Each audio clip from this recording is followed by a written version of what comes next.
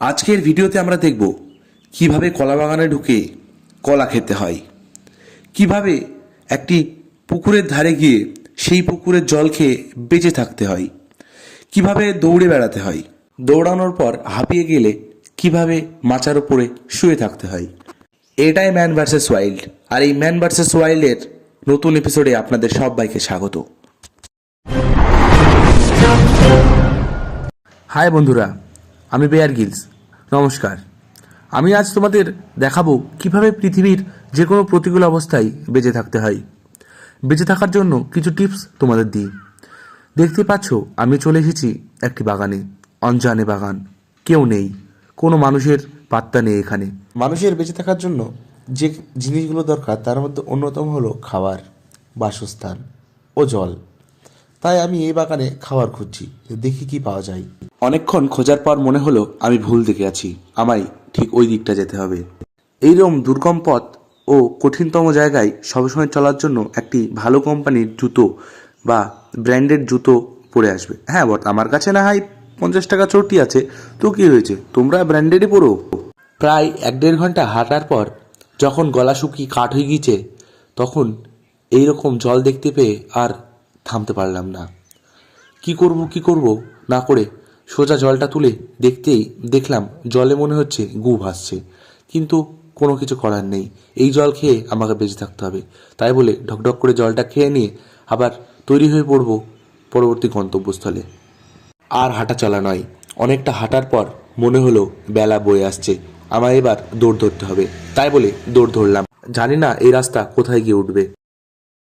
হঠাৎই এই দৃশ্য দেখে থমকে গেলাম। দেখতে পেলাম কে যেন আসছে। কে ওটা? দেখলাম গামছা পরা, হাতে নিড়িন নিয়ে কে যেন মাঠে যাচ্ছে ঘাস কাটতে। তাকে দেখে কেমন একটা অবাক হলাম, পিছু নিলাম তার, দেখি সে কোথায় যায়, কোনো খাবার আছে কি তার কাছে। সেই মানুষটার পিছু করতে করতে পৌঁছে যাই এই বাঁশবাগানে। এসে দেখি সেই মানুষটা নেই, কিন্তু এখানে আমার উপকারের অনেক জিনিস পেয়ে গেলাম। তার মধ্যে সবথেকে ভালো হলো এই বাঁশের খোলগুলো। এইগুলোর দ্বারা আমি আগুন ধরাতে পারবো। আর মানুষের বেঁচে থাকতে হলে আগুনের যে কত প্রয়োজন তা তো সবাই জানো।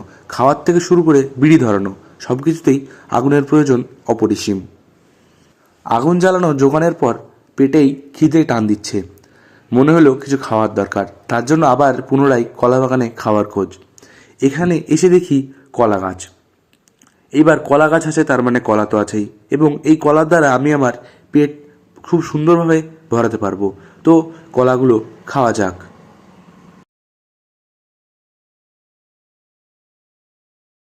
পেট পুজোর পর একটু আগে আসতে না আসতেই দেখি কি যেন পড়ে আছে। ভালো করে তুলে দেখি এগুলো হচ্ছে গোবর। এগুলো গু হচ্ছে কিসের? মনে হচ্ছে হাতির। তার মানে এখানে আশেপাশে হাতি আছে। এগুলো নিয়ে যাই, এগুলো আমার পরবর্তীতে নানা কাজে সঙ্গ দেবে।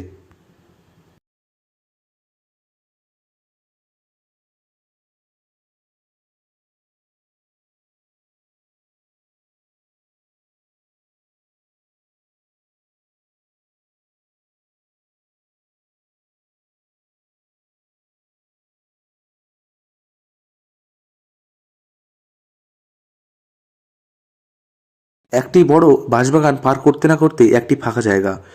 খাওয়া হলো, আগুনের ব্যবস্থা হলো। ওই যে একটি বাসস্থান মনে হচ্ছে, চলো ওখানে তাড়াতাড়ি যাওয়া যাক। এবার দরকার রাত্রের জন্য শোয়ার জায়গা। এখানে এসে দেখি একটি মাচা পড়ে আছে। মাচা মাচাটা খুব ভালো আছে তা নয়, একটু ভাঙা, একটু যোগান দিতে হবে। ব্যাগটা রাখি, এবার একটু তুলে দেখি মাচাটা ঠিক কতটা ভালো আছে। দেখা যাক, মাচাটা টিকসই আছে, শক্তপোক্ত।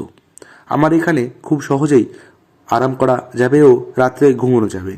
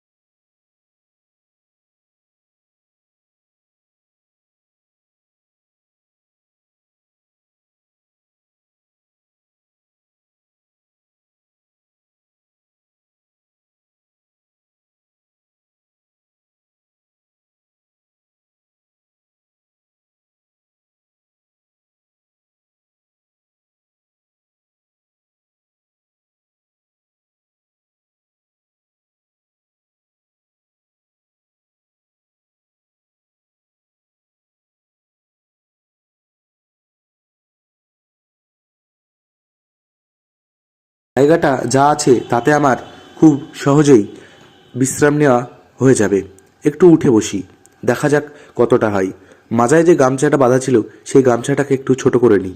ছোট করে নিয়ে ভাঁজ করে এখানে মাথার তলে দিয়ে শুয়ে পড়ি, দেখি কতটা আরামদায়ক হয়। একটু জিরিয়ে নেওয়া যাক। সকাল গড়িয়ে বিকেল, দেখতে পাচ্ছি কিছু বোতল ও পাতা পড়ে আছে। এর মানে এখানে কেউ না কেউ হয়তো বাংলা খেয়েছে। এই বোতল আমার দরকার, এই বোতলের দ্বারা আমার জল খাওয়া হবে ও আরও নানা কাজ হবে।